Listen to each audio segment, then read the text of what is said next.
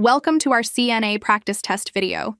If you're preparing to become a certified nursing assistant, CNA, or just looking to sharpen your skills, you're in the right place. In today's video, we will walk you through 40 of the toughest CNA practice test questions you may encounter, with detailed explanations for each answer. We know how challenging it can be to study for the CNA exam, and these questions will test your knowledge of patient care, safety protocols, emergency situations, and much more. Whether you're a new student or someone preparing to take the test, these explanations will help you understand not just the right answers, but also the reasoning behind them. By the end of this video, you'll feel more confident and prepared to take on the CNA exam with ease. So grab a pen and paper, take notes, and let's dive into these essential questions. Don't forget to like, subscribe, and hit the notification bell for more helpful content like this. Question 1. A patient is placed in a bed with the head elevated at a 30-degree angle. What is this position called? A. Lithotomy. B. Semi-Fowlers. C. Trendelenburg. D. Prone.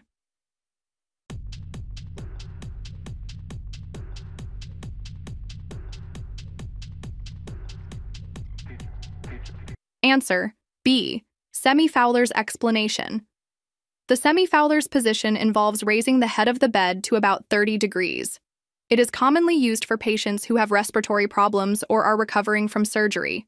The lithotomy position is used during childbirth exams.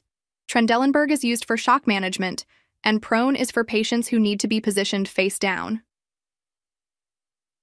Question 2. What is the primary purpose of hand washing in healthcare settings? A. To prevent the spread of infection.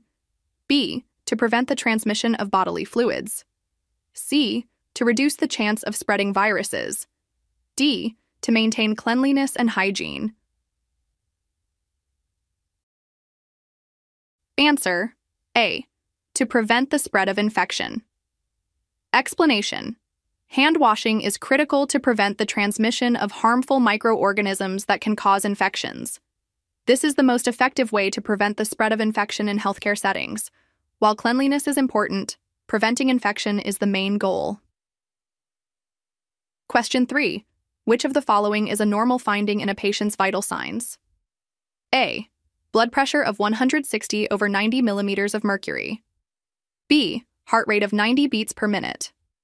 C. Respiratory rate of 14 breaths per minute. D. Temperature of 101.5 degrees Fahrenheit.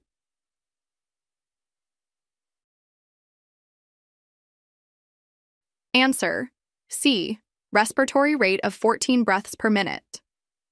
A normal respiratory rate for adults is typically 12 to 20 breaths per minute. A blood pressure of 160 over 90 millimeters of mercury is elevated. A heart rate of 90 beats per minute is on the higher side but could be normal depending on the person, and a temperature of 101.5 degrees Fahrenheit indicates a fever. Question 4. Which of the following actions would a CNA take to assist a patient who is at risk for falling? A. Locking the bed wheels. B. Putting up all side rails. C. Keeping the environment clean and free of clutter. D. Providing the patient with a blanket to help them rest.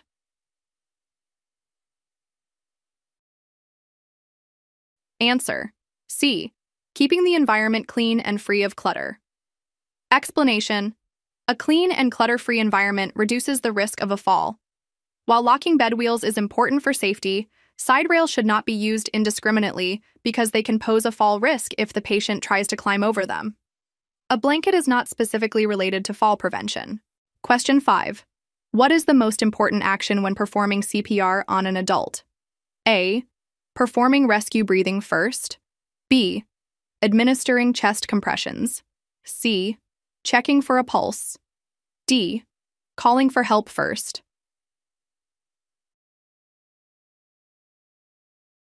Answer: B. Administering chest compressions. Explanation: in adult CPR, the most critical step is to begin chest compressions immediately. CPR should focus on maintaining circulation to vital organs.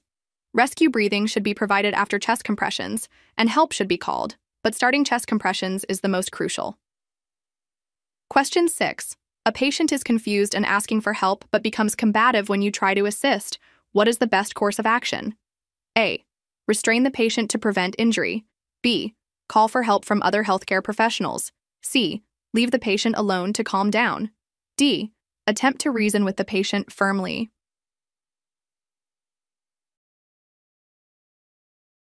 Answer: B. Call for help from other healthcare professionals. Explanation: in cases of combative patients, it's important to seek help from others. Restraining a patient may only escalate the situation, and leaving the patient alone could lead to harm. Attempting to reason should be done carefully, but professional assistance is the safest option. Question 7. What should be done if a patient's oxygen mask becomes dislodged? A. Leave it off and notify the nurse. B. Reposition the mask and ensure it is snug. C. Change the mask immediately. D. Call for emergency help.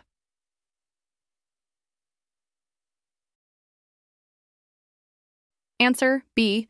Reposition the mask and ensure it is snug. Explanation: if an oxygen mask becomes dislodged, it should be repositioned immediately to ensure proper oxygen delivery.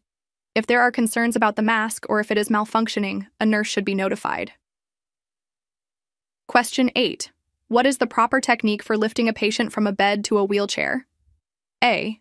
Use your back muscles to lift. B. Use a transfer belt and bend at the waist. C. Use your legs and bend at the knees. D. Have the patient stand up and walk to the wheelchair. Answer: C. Use your legs and bend at the knees. Explanation: the proper technique for lifting involves using your leg muscles to prevent back injury. Bending at the knees, not the waist, is key. A transfer belt should also be used for patient safety. Question 9. What is the term for an excessive accumulation of fluid in the body tissues? A. Dehydration. B. Edema. C. Hemorrhage. D. Hypoxia.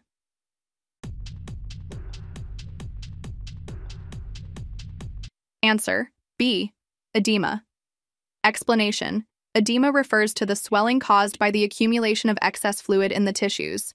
Dehydration is a lack of fluid, hemorrhage refers to bleeding, and hypoxia refers to low oxygen levels. Question 10. Which of the following is a priority in caring for a patient with a chest tube? A. Checking the tube for kinks or obstructions. B. Changing the dressing frequently. C. Encouraging deep breathing exercises. D. Administering pain medication regularly. Answer: A. Checking the tube for kinks or obstructions. Explanation: it is essential to ensure that the chest tube is patent and free of obstructions to prevent respiratory distress. While deep breathing and pain management are important, checking for kinks is a priority. Question 11. A patient is showing signs of an allergic reaction, including swelling of the face and difficulty breathing. What should you do first? A. Give the patient a painkiller. B. Call for emergency assistance immediately. C. Apply a cold compress to the swelling. D. Give the patient a dose of Benadryl. Answer: B. Call for emergency assistance immediately. Explanation: severe allergic reactions, especially those with difficulty breathing, are a medical emergency. Immediate medical help should be called, and the patient should be monitored while awaiting help. Medication like Benadryl may be given if instructed by a healthcare provider. Question 12. Which of the following is a sign that a patient may be experiencing a stroke? A. Sudden numbness in the arm or face. B. Persistent nausea. C. Chest pain with shortness of breath. D. Headache with neck stiffness. Answer: A. Sudden numbness in the arm or face. Explanation: sudden numbness, especially on one side of the body, is a common symptom of a stroke. Chest pain and shortness of breath may indicate a heart attack, while a headache with neck stiffness may indicate meningitis. Question 13. Which of the following is most important when documenting patient information? A. Writing in pen to ensure legibility. B. Recording only the patient's complaints. C. Ensuring documentation is accurate and objective. D. Using abbreviations for medical terms.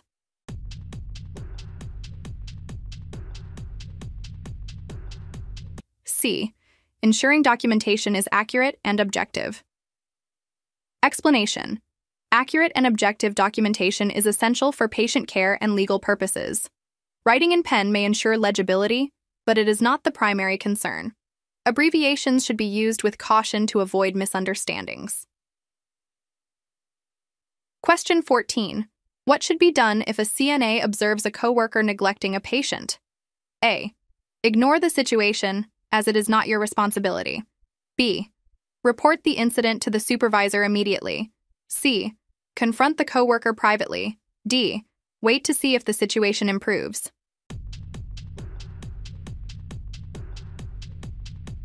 Answer: B. Report the incident to the supervisor immediately. Explanation. Patient safety and well-being should always be a top priority. If neglect is observed, it must be reported to a supervisor immediately to ensure proper action is taken. Question 15. Which of the following is a sign of dehydration? A. Swollen ankles. B. Dry mouth and skin. C. Increased urine output. D. High blood pressure. Answer: B. Dry mouth and skin. Explanation. Dehydration often causes dryness in the mouth and skin. Swollen ankles can indicate fluid retention. Increased urine output usually occurs with hydration, and high blood pressure is not directly caused by dehydration. Question 16. When caring for a patient with a urinary catheter, what is most important for the CNA to do? A. Ensure the catheter bag is always above the bladder. B. Ensure the catheter tubing is secured and not kinked. C. Change the catheter bag every 24 hours. D. Remove the catheter as soon as possible. Answer: B. Ensure the catheter tubing is secured and not kinked. Explanation. Kinks in the catheter tubing can prevent proper drainage and increase the risk of infection. The catheter bag should be below the bladder, but the most critical action is ensuring the tubing is clear. Question 17. What should a CNA do if they notice a patient has an open wound with excessive bleeding? A. Clean the wound with soap and water. B. Apply pressure to stop the bleeding. C. Apply a tourniquet. D. Leave the wound uncovered. Answer: B. Apply pressure to stop the bleeding. Explanation. Applying direct pressure is the most effective method to control excessive bleeding. Cleaning the wound should be done once the bleeding is controlled. A tourniquet is only used in severe cases, and wounds should be covered once bleeding is managed. Question 18. How can a CNA ensure they maintain patient confidentiality? A. Discuss patient information only with authorized individuals. B. Store patient records on a personal device for convenience. C. Talk about patient cases with colleagues in public spaces. D. Share patient details with the patient's family without consent.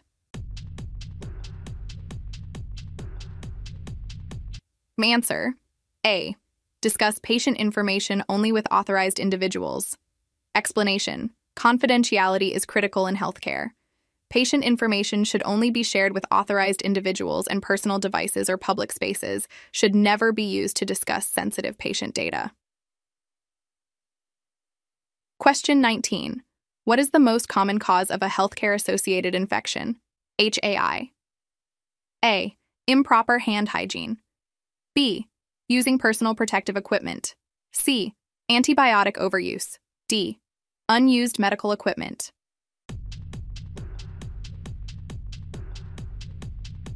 Answer: A.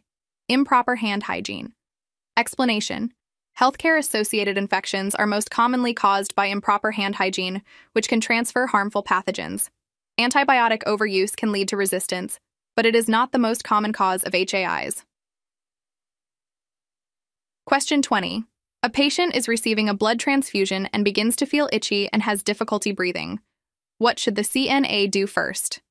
A. Continue monitoring the patient. B. Stop the transfusion immediately. C. Call the physician. D. Administer antihistamine.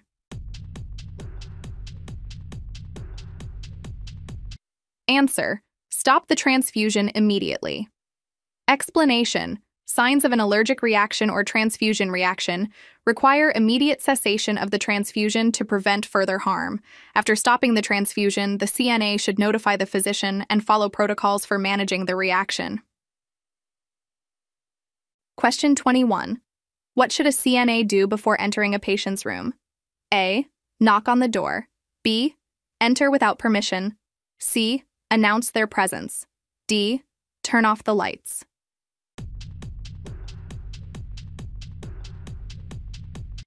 Answer: A. Knock on the door. Explanation: knocking on the door before entering a patient's room demonstrates respect for the patient's privacy and provides them with a moment to prepare for your entry. Question 22. When should a CNA report a change in a patient's condition? A. Only at the end of the shift. B. Immediately to the nurse or supervisor. C. After a few days. D. Only if the patient asks.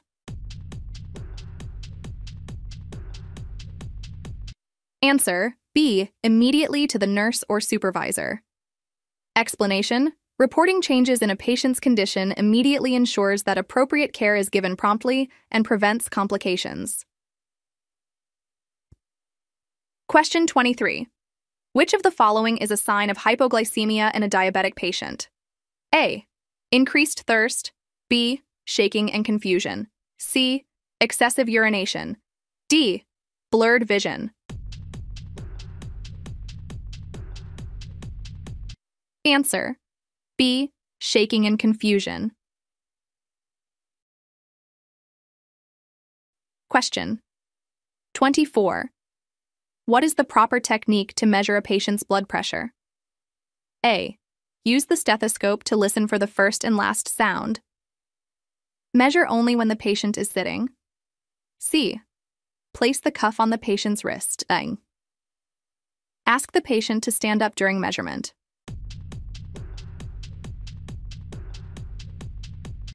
Answer: A. Use the stethoscope to listen for the first and last sound. Correct technique for measuring blood pressure involves placing the cuff on the upper arm and using the stethoscope to detect the first systolic and last diastolic sounds. Question 25. How should a CNA assist a patient with a walker? A. Stand behind the patient and push the walker. B. Place the walker in front of the patient and assist with walking. C. Encourage the patient to walk independently. D. Lift the walker for the patient. Answer: B. Place the walker in front of the patient and assist with walking. Explanation: a walker should always be placed in front of the patient, and the CNA should ensure proper use and safety during walking. Question 26. What is the first thing a CNA should do if they find a patient unresponsive? A. Call for help immediately. B. Check for a pulse. C. Perform chest compressions. D. Check the patient's airway.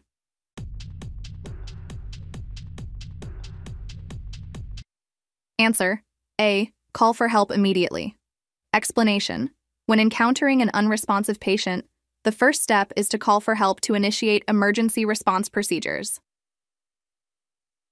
Question 27. Which of the following is a common symptom of a urinary tract infection, UTI? A. Frequent urination. B. Increased appetite. C. Fatigue. D. Excessive thirst.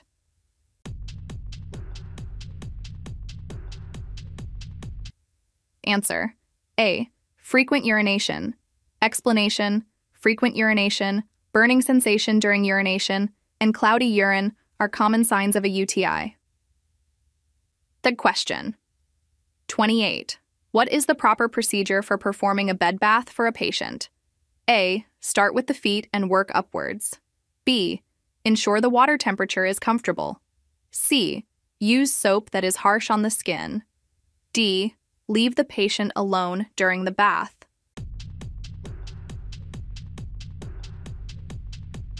Answer: B.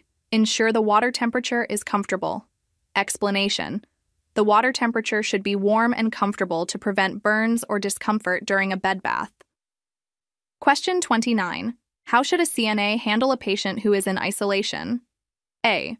Wear appropriate personal protective equipment. B. Avoid interacting with the patient. C. Do not check vital signs. D. Always stay in the patient's room. Answer. A. Wear appropriate personal protective equipment. Explanation. PPE is required when caring for patients in isolation to prevent the spread of infection. Question 30. Which of the following is a symptom of a heart attack? A. Pain in the chest or arms. B. Frequent urination. C. Sudden loss of appetite. D. Excessive coughing.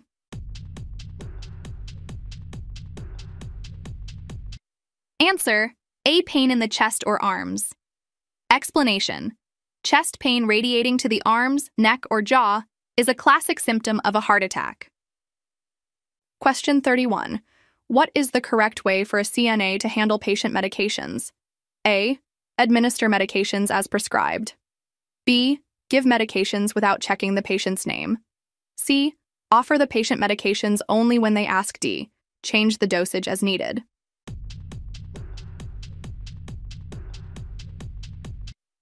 Answer. A. Administer medications as prescribed. Explanation. Only licensed nurses or authorized personnel should handle medications, and they must be given exactly as prescribed. Question 32. What should a CNA do if a patient starts choking? A. Perform the Heimlich maneuver. B. Pat the patient on the back. C. Call for help and wait. D. Give the patient a glass of water. Answer. A. Perform the Heimlich maneuver. Explanation. The Heimlich maneuver is the standard procedure for helping a choking patient to clear their airway. Question 33. Which of the following actions is most important when assisting a patient to the bathroom? A. Make sure the door is locked. B. Assist the patient with transferring safely. C. Leave the patient alone for privacy. D. Encourage the patient to use the toilet independently.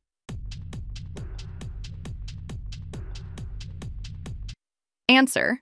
B. Assist the patient with transferring safely. Explanation. Ensuring the patient's safety during transfers is critical to prevent falls. Question 34. How should a CNA handle a patient who is refusing to take medication? A. Coerce the patient to take the medication. B. Inform the nurse and document the refusal. C. Offer the medication later. D. Force the medication into the patient's mouth. Answer. B. Inform the nurse and document the refusal. Explanation. Any refusal of medication must be documented and reported to the nurse immediately. Question 35.